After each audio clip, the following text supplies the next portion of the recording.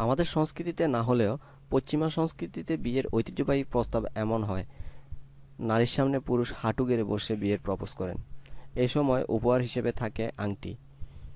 কিন্তু এক হাঁটু গেড়ে বসে কেন বিয়ের প্রস্তাব দেওয়া হয়?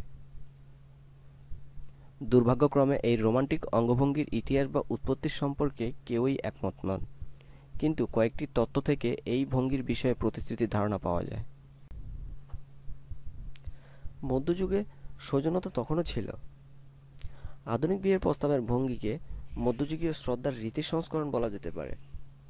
সে সময় অনেক আনুষ্ঠানিক ধর্মানুষ্ঠান এবং শেষকৃত্য অনুষ্ঠানে হাঁটু গেড়ে বসার রীতি ছিল।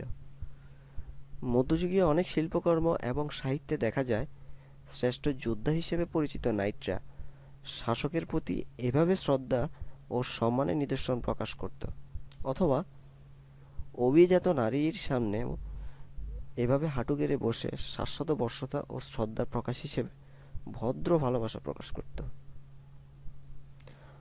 তবে মধ্যযুগীয় আচার অনুষ্ঠানই শুধুমাত্র এর সম্ভাব্য ব্যাখ্যা নয়।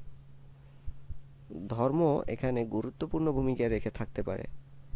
বিভিন্ন ধর্ম যেমন ইসলাম ধর্ম এবং খ্রিস্টান ধর্মে স্রষ্টার প্রতি আনুগত্য প্রকাশ এবং অনন্ত শ্রদ্ধা প্রদর্শনের জন্য হাঁটু গেড়ে বসে প্রার্থনা রয়েছে।